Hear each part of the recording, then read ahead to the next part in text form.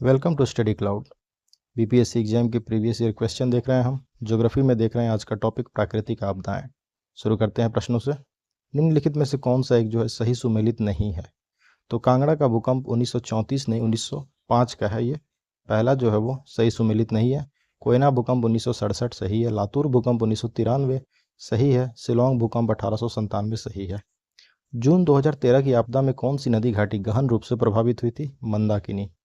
मंदाकिनी घाटी जो है वो जून 2013 में गहन रूप से प्रभावित हुई। केदारनाथ से निकलने वाली मंदाकिनी के 2 फ्लडवे हैं। कई दशकों से यह केवल पूर्वी घाट में बह रही थी। बाढ़ आने पर यह पुराने पथ में भी बढ़ी, जिससे उसके मार्ग में आने वाले निर्माण ध्वस्त हो गए।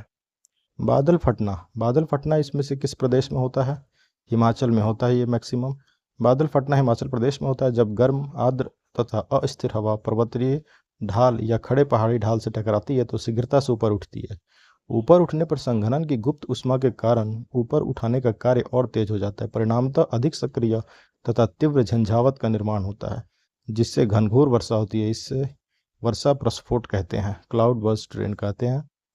सूची 1 सूची 2 दिए गए हैं, इनका सही मिलान करें। बाढ़। बाढ़ का उत्तर प्रदेश तथा बिहार के मैदानों में देखा जाता है। भूकंप। भूकंप हिमालय का गिरिपाद क्षेत्रों में। सूखा मध्य पूर्वी भारत में। चक्रवात झारखंड तथा उत्तरी उड़ीसा में। ऑप्शन बी जो है हमारा सही उत्तर है। बाढ़ उत्तर प्रदेश तथा बिहार के मैदानों में। भूकंप हिमालय का गिरिपाद क्षेत्र। सूखा मध्य पूर्वी भारत। चक्रवात झारखंड तथा उत्तरी उड़ीसा। नेक्स्ट टॉपिक है चट्टान व शैल एवं मृदा। करेवा किस प्रकार की खेती के लिए प्रसिद्ध है? केसर के लिए। करेवा केसर की खेती के लिए प्रसिद्ध है। कश्मीरी भाषा में करेवा का शाब्दिक अर्थ है उन्नत टेबललैंड। करेवा मृदा में समतल शीर्ष वाली टीले हैं जो कश्मीर घाटी को चारों तरफ से घेरे हुए हैं। करेवा के निक्षेपों में रेत, गाद मिट्टी, रोल मिट्टी इत्यादि पाए जाते हैं। यह घाटी कृषि और बागवानी फसलों के लिए काफी लोकप्रिय है। लेटेराइट मिट्टी जो है अधिकतर पाई जाती है किन क्षेत्र में? कर्नाटक में। लेटेराइट मृदाएं सामान्यतः कर्नाटक, केरल, तमिलनाडु, मध्य प्रदेश, उड़ीसा और असम के पहाड़ी क्षेत्रों में पाई जाती है। ये मृदाएं उच्च तापमान एवं भारी वर्षा के क्षेत्रों में विकसित होती हैं। ये मृदाएं उष्णकटिबंधीय वर्षा के कारण हुए निक्षालन का परिणाम है। इन मृदाओं में जैव पदार्थ नाइट्रोजन, फॉस्फेट और कैल्शियम की कमी होती है तथा लौ ऑक्साइड और पोटास की अधिकता होती है। भारत के किस राज्य में काली मिट्टी बृहद क्षेत्र में पाई जाती है? महाराष्ट्र में। काली मिट्टी का विस्तार महाराष्ट्र में सर्वाधिक है। महाराष्ट्र के अलावा इस मिट्टी का विस्तार गुजरात के मध्यवर्ती भाग और पश्चिमी मध्य प्रदेश, उड़ीसा के दक्षिणी भाग, कर्नाटक के उत्तरी जिले, आंध्र प्रदेश के दक्षिणी और तटवर्ती भाग, तमिलनाडु, राजस्थान तथा उत्तर प्रदेश के बुंदेलखंड संभाग में मिलता है। किस प्रदेश में क्षारीय मिट्टी का विस्तार सबसे अधिक है? उत्तर प्रदेश में। क्षारीय मिट्टी का सर्वाधिक विस्तार उत्तर प्रदेश में पाया जाता है। करेवा मृत्तिका वो जाफरान के उत्पादन के लिए उपयोगी है। ये पाई जाती है कहाँ? कश्मीर, हिमालय में। करेवा मृत्तिका जो जाफरान के उत्पादन के लिए, केसर के उत्पादन के लिए उपयोगी है, कश्मीर, हिमालय में पाई जाती है। इनमें हिमानी के मोटे निक्षेप तथा हिमोड उपस्थित होते हैं। यह जम्मू कश्मीर राज्य में पीर पंजाल श्रेणियों के पार्श्वों में 1500 से 1850 मीटर की ऊंचाई पर मिलने वाली झिल्लीय निक्षेप है। निम्नलिखित में से कौन सी मिट्टी नदियों द्वारा निर्मित है? जलोढ़ मिट्टी जो है वो नदियों द्वारा निर्मित मृदा है। जलोढ़ मिट्टियां नदियों द्वारा अपरदित पदार्थों से निर्मित हैं। ये हल्के भूरे रंग की हैं तथा गठन में रेतीली से दोमट प्रकार की हैं। इन मिट्टियों की परिच्छेदिका उच्च भूमियों में अपरिपक्व तथा निम्न भूमियों में परिपक्व है। भारत में जलोढ़ मिट्टियां विशाल मैदानों, महानदी, गोदावरी, कृष्णा तथा कावेरी के डेल्टाई क्षेत्र में विस्तृत है। जलोढ़ मिट्टियों में पोटास एवं चूना प्रचुर मात्रा में मिलता है। नाइट्रोजन और जीवांश का अभाव होता है।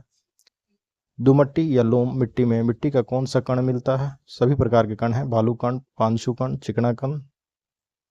दोमट एक प्रकार की मिट्टी है जो फसल के लिए अत्यंत उर्वर होती है। इसमें 40% सिल्ट, 20% चिकना कण एवं 40% बालू होता है। पानी तथा वायु के प्रवेश हेतु अधिक छिद्रिल होने के कारण फसलों की उर्वरा शक्ति अधिक हो जाती है। पौधों को सबसे अधिक पानी किस मिट्टी में मिलता है? चिकनी मिट्टी में। पौधों को सबसे अधिक पानी चिकनी मिट्टी में मिलता है क्योंकि चिकनी मिट्टी में नमी धारण करने की क्षमता सर्वाधिक होती है। किस मिट्टी में केशिका यानी कैपिलरीज सबसे अधिक प्रभावशाली होती है? चिकनी मिट्टी में। चिकनी मिट्टी में केशिका सबसे अधिक प्रभावी होती है। चिकनी मिट्टी में 50% तक चिकनी मृदा तथा 50% से कम गाद व कुछ बालू पाए जाते हैं। रेगूर मिट्टी सबसे ज़्यादा कहाँ है? महाराष्ट्र में। काली या रेगूर मिट्टी एक परिपक्व मिट्टी है जो मुख्यतः दक्षिण प्रायद्वीपीय पठार के लावा क्षेत्र में पाई जाती है। यह मिट्टी महाराष्ट्र तथा गुजरात में बहुतायत में मिलती है। इसमें नाइट्रोजन, फास्फोरस एवं जीवांशों की कम मात्रा पाई जाती है, जबकि चूना, पोटास, मैग्नीशियम, एल्यूमिना एवं लोहा पर्याप्त मात्रा में मिला रहता है। रेगुर मिट्टी गेहूं, कपास, ज्वार, बाजरा आदि की कृषि के लिए उपयुक्त होती है। गंगा के मैदान की पुरानी कछारी मिट्टी कहलाती है क्या? बांगर। गंगा के मैदान की पुरानी कछारी मिट्टी बांगर कहलाती है। बांगर वो ऊंचा भाग है जहां नदियों की बाढ़ का जल नहीं पहुंचता। यह पुरानी जलोढ़ मिट्टी द्वारा बना हुआ होता है। इसमें कैल्शियम की प्रचुरता होती है। खादर जो है वो निचला भाग है जहां नदियों की बाढ़ का जल प्रति वर्ष पहुंचता है एवं प्रति वर्ष नदियों की बाढ़ का जल नवीन मिट्टी को लाकर यहाँ जमा कर देता है।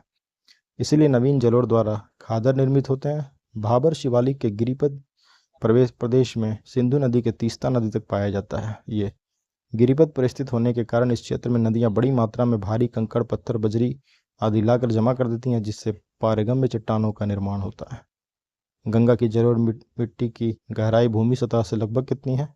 6000 मीटर तक। जलोढ़ मृदाएं उत्तरी मैदान और नदी घाटियों के विस्तृत भागों में पाई जाती हैं। ये निक्षेप मृदाएं हैं जिन्हें नदियों और सरिताओं ने वाहित तथा निक्षेपित किया है।